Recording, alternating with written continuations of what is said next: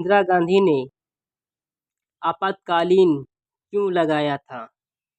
25 जून 1975 को वो तारीख जब आधी रात को देश में आपातकाल की घोषणा की गई। लोकतंत्र के इतिहास में ये वो दिन था, वो काला दिन था। ये वो दिन था जब तत्कालीन राष्ट्रपति फारूक अली अहमद के संविधान के अनुच्छेद 352 के तहत इंदिरा गांधी की सरकार की सिफारिश पर आपातकालीन की घोषणा की। देश में आपातकाल लग चुका था, इसका ऐलान खुद प्रधानमंत्री इंदिरा गांधी ने रेडियो पर किया। अगली सुबह यानी 26 जून को इंदिरा गांधी ने सुबह सुबह रेडियो पर देशवासियों की आपातकाल के बारे में जानकारी दी। भारत के इतिहास में ये काफ़ी विवादित विषय रहा। आपातकाल लागू करने के पीछे की कई वजह बताई जाती, जिसमें मुख्य कारण था राजनीतिक आस्था। इस राजनीतिक आस्था की शुरुआत उस वक्त हुई जब इलाहाबाद हाई कोर्ट ने 12 जून 1975 को इंदिरा गांधी को चुनावी धांधली का दोषी पाया और उन्हें छल के लिए किसी भी चुने हुए पद पर आसीन होने की वंचित कर दिया। इस फैसले के बाद देश भर में विरोध प्रदर्शन और राजनीतिक तनाव बढ़ गया। इंदिरा गांधी और उनकी सरकार ने दावा किया था कि देश में गहरी अशांति और आंतरिक आस्था है, जिससे चलते राष्ट्रपति सुरक्षा को खतरा है। इसी कारण से उन्होंने आपातकाल की घोषणा की, जिससे वो बिना किसी विवादित और न्याय अपेक्ष के सरकार चला सके।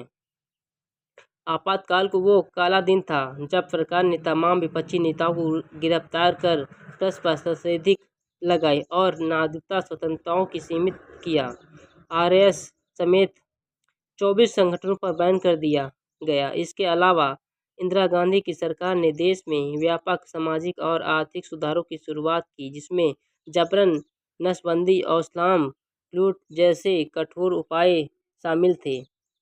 कई इतिहासकारों का मानना है कि आपातकाल का उपयोग इंदिरा गांधी ने अपनी सत्ता को मजबूत करने और विरोधी आवाज़ों को दबाने के लिए किया।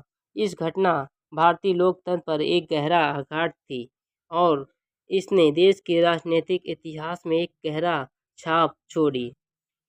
देश में आपातकाल के खिलाफ विपक्ष एकजुट होना शुरू हो गया। विपक्ष के कई बड़े नेता जेल में थे, वहीं कुछ नेताओं ने बाहर इंदिरा गांधी सरकार के खिलाफ राजनीतिक बनाना शुरू कर दिया। विपक्ष के नेताओं ने राष्ट्रपति भवन पर धरना दिया और देशव्यापक सभाएं और प्रदर्शन किए थे। इंदिरा गांधी ने आपातकाल हटाने के बाद 1977 में चुनाव कराए थे ताकि वो लोकतंत्र समर्थक दिखा सके, लेकिन इंदिरा गांधी की तीसरी सारी कोशिशें नाकाम रही। 1977 में नवगठित जनता पार्टी ने 1U21 के गठबंधन के तहत एकजुट होकर कांग्रेस को परास्त किया था, जिससे इंदिरा गांधी हथियत पर चली गई थी। रायबरेली से खुद इंदिरा गांधी हार गई थी। मोरारजी देसाई देश के पीएम बने। आज़ादी के 30 साल बाद ये पहली गैर कांग्रेस सरकार थी। अगर आप हमारे चैनल पर नए तो चैनल सब्सक्राइब करें, कमेंट करें, लाइक करें, शेयर करें, बेल आइकन दबाना ना भूलें।